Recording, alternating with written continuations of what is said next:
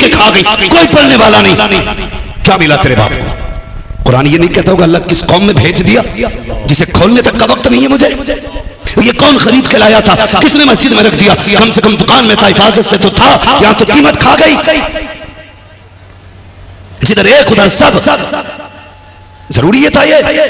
सवाब ही चाहते थे, उठते उस पैसे से एक कुरान का हदिया कराते, मदरसे में किसी गरीब तालिब इल्म को देते, कहते ये कुरान ले, इसमें सबक याद किया कर। खुदा की कसम ये जब जब कुरान पढ़े करता तब तब तेरे बाप की कब्र में खुदा की रहमत नाजिल हुआ करती। खड़े होके कह रहा मौलवी साहब कोई काम बता दो, अब्बा की रिसाले सवाब के लिए करना चाह रही हूं। मैं बता जाऊं काम? बता जाऊं? हिसाब बाद में कमेटी वालों से लेते रहना। इन्होंने बुलाया मुझे, कड़वी बातें कर रहा हूं ना, बड़ा खुश्क मौजू रहता है मेरा। चाहते ना सारे लोग खड़े होके कहते कोई काम बताइए, क्या करूं जिससे अब्बा बख्शा जाए? मैं बता जाऊं, अगर तेरे चेहरे पे दाढ़ी नहीं है, बाप का जनाजा रखा है ना, खड़े होना जनाजे के पास, कहना बाप आज तेरे जनाजे पे कसम खा के कहता हूं आज के बाद हुजूर की सुन्नत नहीं मिटाऊंगा। कहना बाप आज तेरे जनाजे की कसम खा के कहता हूं आज के बाद हुजूर की सुन्नत की हिफाजत करूंगा। अल्लाह की कसम खा के कहता हूं हो सकता मेरा अमल मुंह पे मार दिया जाए, लेकिन जब तू सुन्नत रखने का ऐलान करेगा मदीने से आवाज आएगी फरिश्तों जन्नत की खिड़की खोल दो, इसने आते आते बेटे के चेहरे पे दाढ़ी सजा डाली। करना यह काम? नहीं निकाह नहीं होगा, लोग लड़की नहीं देंगे इसलिए दाढ़ी नहीं रखी। कोई मौलवी इसलिए रड़ुआ मरा के उसे किसी ने लड़के न दिया।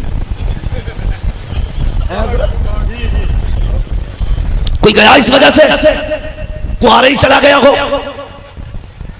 अगर किसी ने नहीं की तो रब की रजा के लिए नहीं, जी जी, सिर्फ इसलिए कि बीवी उसकी इबादत में खलल पैदा करेगी, इसलिए तो निकाह नहीं हुई। लेकिन इसलिए कोई मौलवी बिना बीवी के नहीं मरा कि उसे किसी ने दाढ़ी की वजह से बीवी दे दी। सुनो भाई, तूने दुनिया की बातें सुनी होंगी, आज हमारा भी नुस्खा लेके जा। ये जो घरों में आग लग रही है इसे मिटाना चाहते हो तो दाढ़ियां रख लो, और शादी से पहले रखना। बाद में रखने में देखो सिर्फ सवाब तो है, वो फायदा नहीं है जो पहले वाली में भी है। आप कहेंगे कैसे? सुने, अगर पहले रखेंगे तो जो अम्मा देखने जा रही है ना दुल्हन को, हजरत जो अम्मा दुल्हन देखने जा रही है ना, तो वो सिर्फ बाहर से देखती है, आंखें भी अच्छी हैं, होठ भी अच्छे, नाक भी अच्छी, कान भी अच्छे, मुंह भी अच्छा, बोल भी मीठा रही है, चाय भी बड़ी कप भर के लाई थी। हाँ, और समदन ने अगर हाथ में मीठा दे दिया रिश्ता पक्का, बड़ी इज्जत हो गई मेरी, एक जोड़ा भी मिल गया, ये रिश्ते हो गए। सुन रहा है ना? तो ये सोच के रिश्ते होते हैं। अंदर क्या है? बाद में सास कहती नसीब फूट गए, अंदर थोड़ी देखा था। जी जी, मत्थे पे थोड़ी लिखा था मारेगी के रोटी देगी। हाँ, इसके मत्थे पे लिखा नहीं था, लेकिन एक काम जो करना था वो तूने नहीं किया। कहा क्या? मैं कहता हूं बेटे के चेहरे पे दाढ़ी रखा दे। कसम खुदा की, दाढ़ी वाले के घर में सिर्फ वही आएगी जो कनीज़े फातिमा ज़हरा होगी। दाढ़ी वाले के घर में वही आएगी जिसे मुस्तफा से भी प्यार होगा और खुदा से भी प्यार होगा, और जो खुदा रसूल से प्यार करेगी वो तेरे घर में आग नहीं लगाएगी। लेकिन उसने पहले की दाढ़ी होगी तो लल्ला दूल्हा नहीं बनेगा, तो आग लग गई घरों में। दाढ़ियां रखो चेहरों पे, घरों के हालात बेहतर करो, अपने आप को बदलो। भाई बाप को बख्शवाना चाहते हो तो चेहरों पे दाढ़ियां रखो। जनाजे पे खड़े होकर कि आज के बाद कभी नमाज नहीं छोड़ूंगा, आज के बाद कभी रिश्वत नहीं लूंगा, आज के बाद कभी ब्याज नहीं लूंगा। हम लोग खुदा से दूर होते जा रहे हैं, ये कड़वी सच्चाई है। कहने को हम सब कहते हैं खुदा देख रहा है, लेकिन अकीदे कमजोर है। ये कौम डरी तो कैमरों से डर गई। लगा एयरपोर्ट पे, कब होशियार आप कैमरे की नजर में, सीधे करो। शॉप में लगा आप कैमरे की नजर में, सीधा खड़ा कैमरा लगा। ये कैमरा जिसका एक कनेक्शन का नहीं पता, ये भी तो हो सकता खाली लगा है तार छुटाओ, ये भी तो हो सकता लाइट नहीं हो, ये भी तो हो सकता सेटिंग बिगड़ी हुई हो, ये भी तो हो सकता कैमरा खराब है। जो इतनी खराबियों के इम्कानात रखता है उससे इतने डरते हो कि उसके आगे सीधे खड़े हो जाते हो। और वो खुदा जो उजाले में भी वैसी देखता है जैसा अंधेरे में देखता है, जो जैसा उजाले में देखता है जैसा अंधेरे में देखता है, कैमरे से न डर, अगर डरना है तो फिर खुदा से डर के दुनिया को जाओ। ये उम्मत खुदा से डरना भूल गई, इसलिए कैमरे लगा दिए। अगर हम सिर्फ खुदा से डरते तो कैमरों की जरूरत नहीं थी, लेकिन कैमरे क्यों ना लगाएं। मैं उस दिन एक वीडियो किसी ने डाली, मैंने देखा कुर्ता पजामे वाला आया, चारों तरफ देखा, उसे पता नहीं कैमरा लगा और मस्जिद की टोटियां खोल के ले गया बेचने। मस्जिद की वजू की चोटियां ले गया।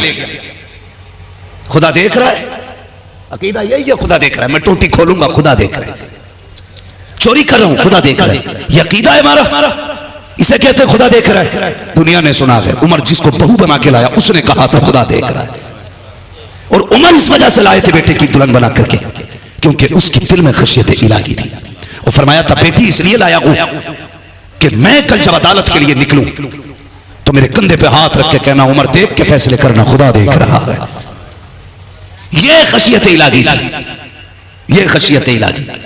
भाई अल्लाह से मोहब्बत करो, अल्लाह से मोहब्बत करो। गरीब नवाज इदारा है, कॉन्फ्रेंस भी गालिबन ख्वाजा गरीब नवाज है। ये अल्लाह वाले क्या है, क्या है इनके? 8 हाथ पैर है इनके, 6 आंखें होती हैं? नहीं, आंखें इनकी भी 2 ही होती हैं। फिर क्या मसला है कि लोग इनके पास भागते हैं? जानते हो जो इनका रब है वही हमारा रब है, जिसके हम बंदे हैं उसी के ये भी बंदे हैं। जो दीन इनके पास है वो हमारे पास भी है, जो शरीयत इनकी वही हमारी है, जो कानून हमारे लिए वही इनके लिए। लेकिन आखिर इनके पास क्यों जाती है? इसलिए कि इनको खुदा को मनाना आता है, मनाना आता है। एक बुजुर्ग हुए हजरत अब्दुल्लाह इब्न जुबैर, उन्होंने सिर्फ इस वजह से निकाह नहीं किया था कि बीवी होगी तो मेरी इबादत में खलल पड़ेगा, इसलिए मैं निकाह ही नहीं कर रहा। निकाह नहीं पड़ा, पूरी जिंदगी अकेले गुजार दी। एक दिन रिवायत पढ़ी, हदीस पढ़ी कि जन्नत में कोई अकेला नहीं होगा, अल्लाह सबके निकाह करेगा जन्नत में। अब तो खुश हो जाओ जिनकी ना है, अल्लाह सबके निकाह करेगा जन्नत। तो सोचने लगे यार जब सबका होगा तो फिर मैं थोड़ी बच जाऊंगा, वहां पे मेरा भी होगा, फिर कोई मेरी भी बीवी होगी। हाथ उठा दिया, यार अब वो देखा जो जन्नत में मेरी दुल्हन बनेगी। पहले दिन दुआ मांगी, कुछ नहीं हुआ। तीसरे दिन मांगी, दूसरे दिन कुछ नहीं। तीसरे दिन दुआ मांगी ना तो जानते आवाज आई, ख्वाब में कोई कह रही थी अब्दुल्ला मैं मैमूना हूं बिनते वलीद हूं, मैं बसरा में रहती। ये कह के गायब हो गई। बस फिर क्या था, सुबह उठे रास्ता नाप दिया, क्यों ना देख ले इसे जो जन्नत में बीवी बनेगी। बसरा पहुंचे, जाके पता किया मैमूना कौन है। लोगों ने कहा हुजूर आप इतने बड़े आलिम और मैमूना का पता पूछ रहे? का क्या मसला है? वो तो पागल है। पागल है जी? का क्यों? का लोग हंसते तो वो रोती है, लोग रोते तो वो हंसती है, लोग इसलिए पत्थर मारा करते हैं उसको। का कहां मिलेगी? का वो उजरत पे हमारी बकरियां चराती है, उसी से उसका गुजारा होता है। फरमाने लगे बताओ कहां मिलेगी? कहा असर तक आ जाएगी। का देर न कीजिए, वक्त कम है, बताओ कहां? का फला जंगल में चले जाइए। आप जब गए ना तो जब जा रहे थे तो जहां कदम रखते थे वही साहब, जहां कदम रखते थे खतरनाक जहरीले जानवर। हैरत में थे, ये कैसी औरत है ऐसे जहरीले जंगल में रह रही है जहां कदम कदम पे जानवर है। कहते मैं तलाश करते करते अंदर गया, मैं जब पहुंचा क्या देखता हूं कि उस जहरीले इलाके में मैमूना बिनते वलीद ने मुसल्ला बिछा रखा है और उस जंगल में बकरियां चल रही हैं। कहते लेकिन हैरत की इंतहा न रही, मैं देख रहा था मैमूना मुसल्ले पे थी, बकरियों की हिफाजत शेर कर रहे थे। मर गए ना गार्ड रखते रखते, तावीज दे दे खेती बच जाए, दे दे कुटिया में रखना है पैसा चोरी ना हो जाए। फिर भी गया है, फसल अच्छी हो गई तो मैंने खाद अच्छा डाला था, फसल मर गई तो ना अल्लाह ने बर्बाद कर दिया। ये अकीदे हमारे। अल्लाह कहता अकल नहीं आई, देने वाला भी मैं हूं, लेने वाला भी मैं। अगर एक बाल का दाना बच जाए अपने दिमाग में मत जाना, ये कहना खुदा ने दिया है, लेकिन अपना नहीं। अगर खेती अच्छी हो गई तो पीर का करम है, और मारी गई तो बारिश ज्यादा हो गई। ये ना कहता पीर की नौसत में मार दी। हाँ जी, आजा तो पीर की जा थोड़ी रहा हजरत, बेड़ा गर्क करके रख दिया मुरीदों का। 8 दिन सो रहा, 2 ही काम है, बेडरूम बाथरूम, बेडरूम बाथरूम। ये खुद में पड़ लिया, बाहर निकाल। पीर बड़ा पूछा हुआ, रात भी मदीने में था, रात मक्का शरीफ में था, रात फला शरीफ में था, वो कहीं भी नहीं था, कम वक्त तेरे घर में ही। तो उसकी ना से खेती और मारी गई। तो कह रहे ना जी बस पीर का करम है।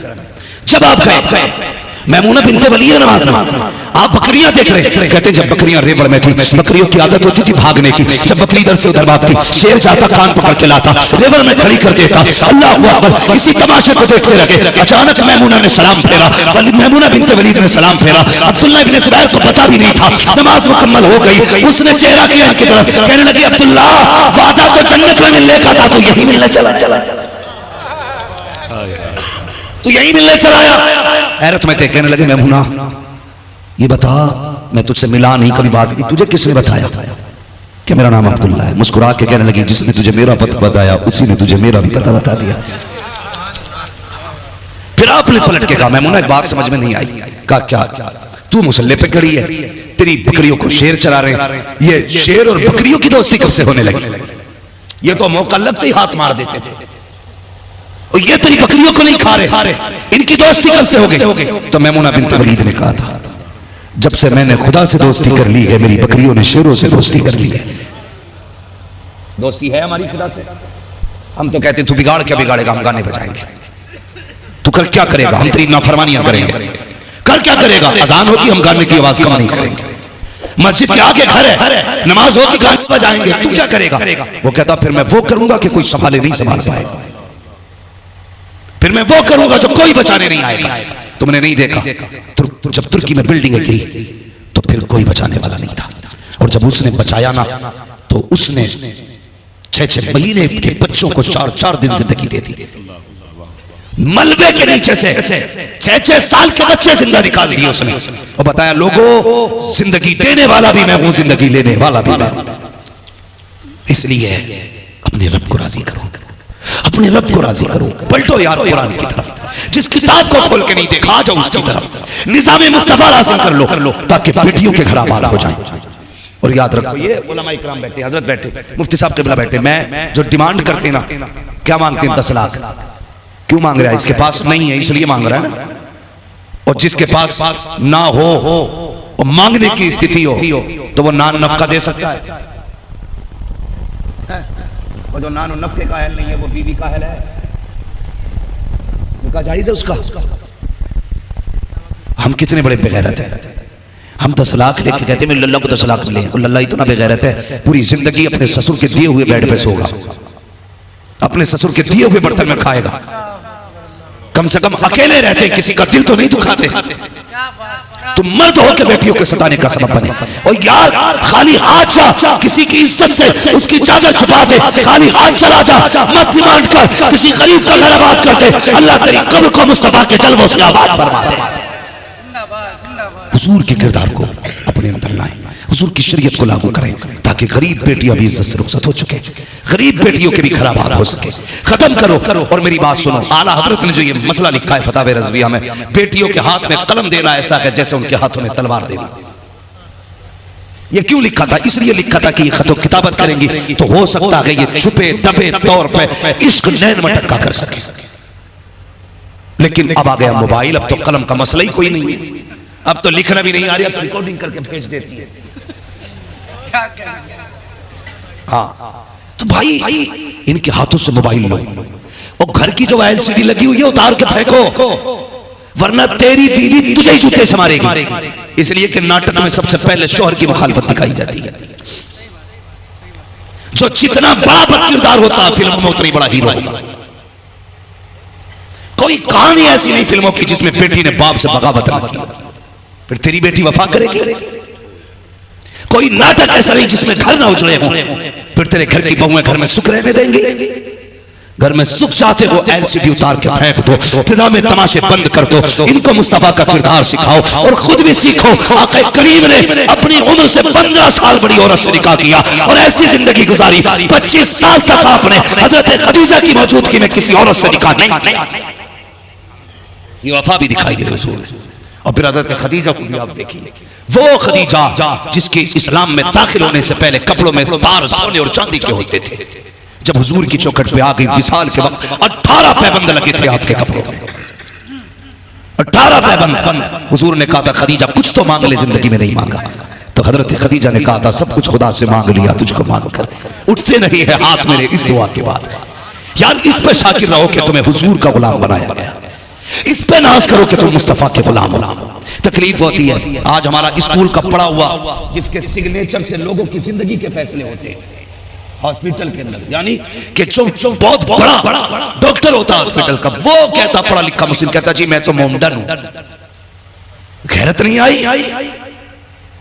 तू इतना पढ़ने के बाद, करोड़ों खर्च करने के बाद सही से ये नहीं बता सका तू कौन है। कह रहा मोमडन, जालिम मोमडन न कह, बिगाड़ मत, ये ईसाइयों ने बिगाड़ा है। अगर तुझे कहना तो क्या मैं मोहम्मदी, लेकिन कह रहा मोमडन हूं। ऐसी तालीम में आग लगे जो उम्मत को हुजूर से दूर कर रही है।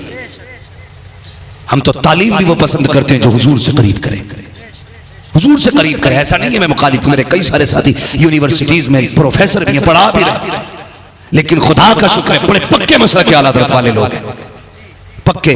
उसकी वजह क्या है कि उनका बचपन मदरसों में गुजरा है। कुछ दिन मदरसों में गुजार दो ताकि अकीदे महफूज हो जाए, अकीदे महफूज हो जाए। तो ये ना का करो मोमडन है, हम ये का करो मोहम्मदी है। तो इस पे नाज करो, खुदा ने तुम्हें हुजूर की उम्मत में पैदा किया है, ये काफी है जीने के लिए यार, ये काफी है। मत मांग जहेज किसी से, मत मांग पैसा, कोई दे अपनी मर्जी से, उसकी मर्जी है। मत दबाव डाल, मांग के लेना हराम है।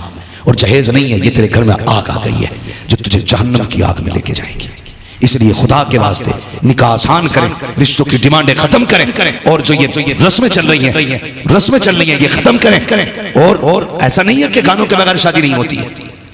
मत करो जल्द से शादी में, तो कम से कम गाने भी मत बजाओ, ताकि पता चले ये जितनी सादे तरीके से जिंदगी में इसके निकाह की रस्म अदा की जा रही है, उतना ही मदीने वाले का इसमें फैजान हो रहा है। तो निकाहों को आसान करो, बेटियों को जीने का अधिकार दें, और उनकी जिंदगी को मुश्किल न करें। एलसीडी, ये नाटक ड्रामे सारे फेंक दें। आपकी बेटी एमबीबीएस बन रही है या बीयूएमएस कर रही है, ट्यूशन जा रही है, उसके मिनट मिनट की कदम खबर रखिए आप, और ऐसी जगह भेजिए जहां पढ़ने वाली भी बेटियां हो, पढ़ाने वाली भी बेटियां। वरना हाथ धो बैठोगे बेटी से, फिर कहोगे अब क्या करें, कुछ नहीं हो सकता। लोग कहते हैं रोने से क्या फायदा जब चिड़िया चुग गई खेत। इससे पहले के खेत चुगे जाए, आंखें खोलो, बेटियों की हिफाजत करो, बेटियों की हिफाजत करो। आज पूरे समाज के अंदर देखो गाने आम होते जा रहे हैं, कितनी बेगैरती है। वहीं गानों पे ठुमक रही हैं बेटियां, वहीं बाप खड़ा है, वहीं बहनें नाच रही हैं, वहीं पे भाई खड़े होकर देख रहा। बंद करो ये गाने, गुनाहों के दिलों के अंदर निफाक पैदा करते हैं, गुनाहों के रास्ते खोला करते हैं। इन्हीं गानों से अय्याशियों के ख्याल आते हैं, इन्हीं गानों की वजह से बेटियां बेरहमी की शिकार हो रही है। आग लगा दो डैकों को, आग लगा दो तमाशों को, और बता दो महफिलें जब भी होंगी मदीने वाले मुस्तफा की बातें की।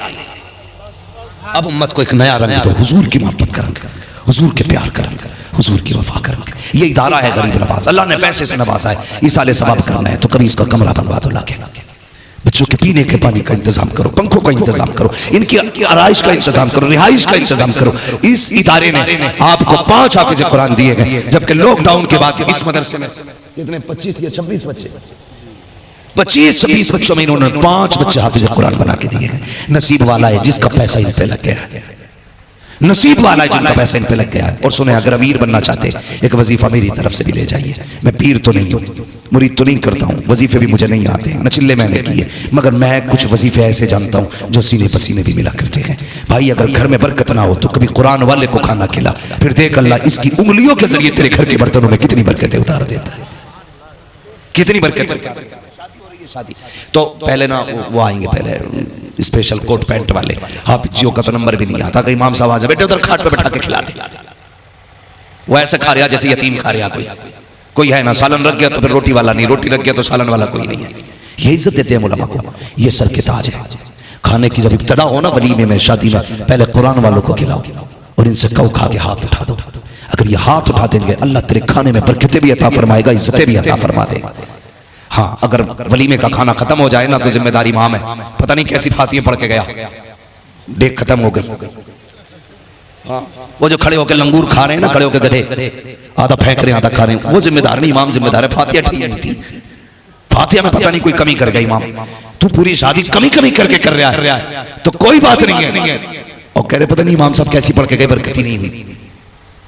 तो ये ना किया करे, ये ना किया करे। पहले कुरान वालों को इज्जत से खिलाएं, इनके हाथ उठवाएं। जब ये कहेंगे ये अल्लाह जिसने मुझे खिलाया तू उसे खिला, जिसने मुझे खिलाया तू उसे बरकत दे, जिसने मुझे मेरा पेट भरा अल्लाह उसकी नस्लों का पेट भर दे। फिर दे खुदा की कसम दुनिया खा के चली जाएगी, तेरे खाने में कमी नहीं आएगी, मगर शर्त है हम कुरान की इज्जत करेंगे इंशाअल्लाह। खुदा के करीब होंगे जवानों इंशाअल्लाह। रिश्ता रब से मजबूत करो, जब भी मांगना अपने रब से मांगो। दौलत चाहिए अल्लाह से मांगो, जहेज चाहिए अल्लाह से मांगो, कैश चाहिए अल्लाह से मांगो। क्यों गए तुम उनकी चौखट पे, क्यों गए पैसे वालों के दरबार में? और बेटियों वालों से भी गुजारिश है तुम भी जरा नजरें नीचे रखे करो। तुमने भी जहां बेटा ऊंचा देखा ना चाहते हो ना, दामाद अच्छा ही चाहिए तो पहले ही कह रहा 10 लाख दूंगा रिश्ता करा दे। तुम्हारी इस बेगैरती की वजह से गरीबों की जिंदगी मुश्किल हो गई।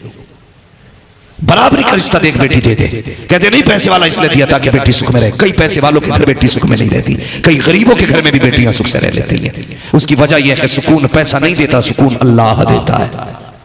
इसीलिए मैं कहता हूं फुटपाथ पे सो जाते हैं अखबार बिछाकर, मजदूर कभी नींद की गोली नहीं खाते। इसलिए कि सुकून अल्लाह देता है। नींद तब आती है जब बंदे को सुकून होता है, और सुकून तब मिलता है जब अल्लाह सुकून देता है। इसलिए कोशिश करें हम रब को राजी करेंगे। जब अल्लाह राजी होगा ना, हमारे घरों में बरकतें आएंगी। मौजूद बड़ा तवील होता जा रहा है। कुल हल यस्तविल लज़ीना यअलमून वल्लज़ीना ला यअलमून।